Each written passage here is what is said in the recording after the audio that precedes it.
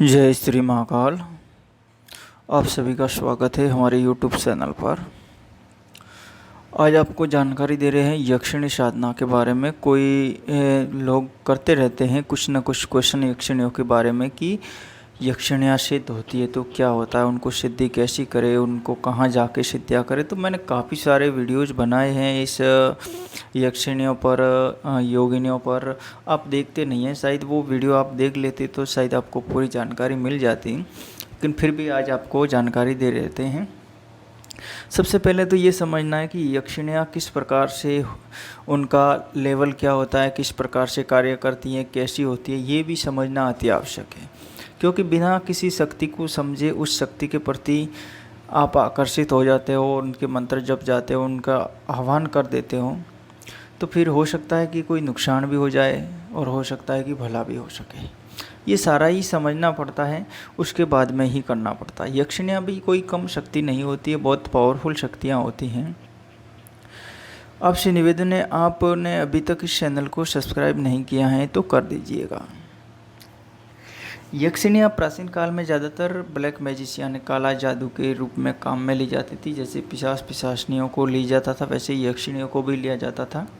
दक्षिण भारत के जंगल ज़्यादातर यक्षिणियों से भरे पड़े हैं, विशेषकर केरल जैसे जंगल हैं तो वहाँ पे यक्षिणियों का ज़्यादा ही माना जाता है।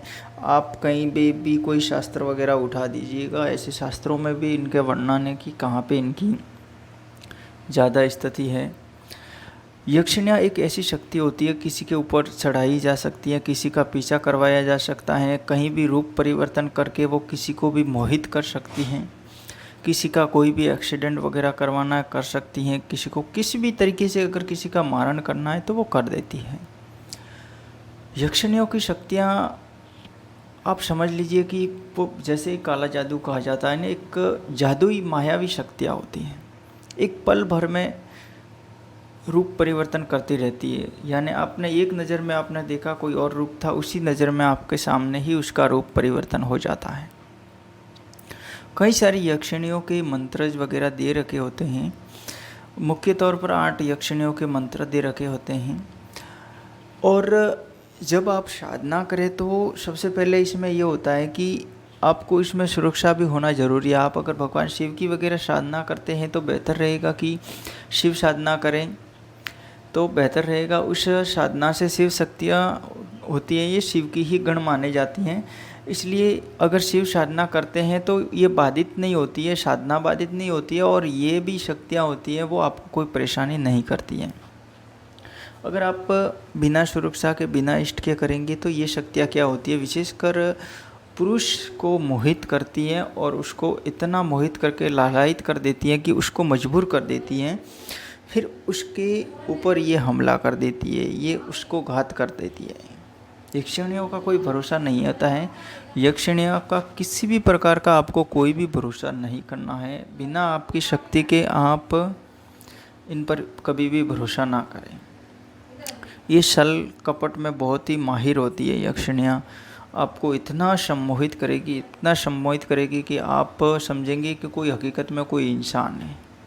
अगर आपकी इस साधना में अगर आप 6-7 महीने गुजारते हैं तो आपको एक ऐसे साथी के रूप में ये मिलेगी कुछ ही समय के लिए, आपको वो साधना भंग करवाने के लिए, मोहित करवाने के लिए, कि अचानक से आपको कोई साथी मिल जाएगा और वो आपको कभी कभार मिलता रहेगा, आपसे वार्तालाप करेगा।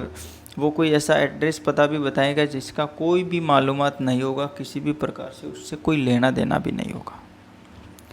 और इस प्रकार से ये रखेगी कि आप ना तो उनके वहाँ तक पहुँच सकते हैं और ना ही इनके बारे में ज़्यादा कुछ खोज खबर कर सकते हैं, और आपको पूरा ही बातों बातों में मोहित कर देती है। यक्षिणियाँ बहुत ही अच्छी साधना भी मानी जाती है और बहुत ख़राब साधना भी मानी जाती है। अगर आपकी सुरक्षा है, आप शिव साधक है, या आपके पास में और कोई सुरक्षा की शक्तियाँ हैं तो आप यक्षिणियों को आसानी से सिद्ध कर सकते हैं।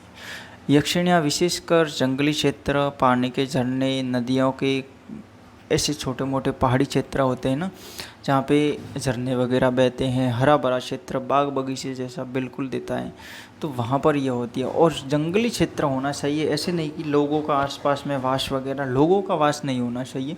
ये एकांत स्वभाव की ज़्यादातर होती है। इसके रास्ते में कोई बाधक बनता है तो उसको किसी भी प्रकार से ये हटाने की कोशिश करती है। इसलिए जब भी कोई साधक इनकी साधना करता है तो समझ लीजिए कि वो इनके जीवन में, इनकी रास्ते में बाधक बन रहा है, इसलिए वो उसको हटाने के लिए कुछ भी करती हैं।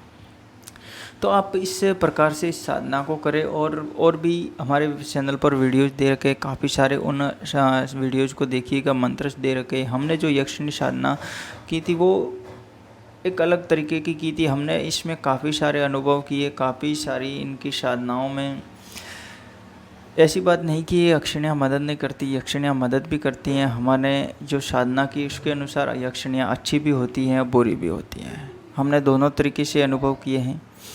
इसलिए आप भी करें तो अपने हिसाब से करें, इष्ट को मान के करें, और सब कुछ ऐसा नहीं कि यक्षिणियों के नाम पर ही छोड़ के साधना करें, क्योंकि ये साधक का भक्षक जल्दी कर देती है। तो ये इस वीडियो में इतना ही। जय श्री महाकाल। आपको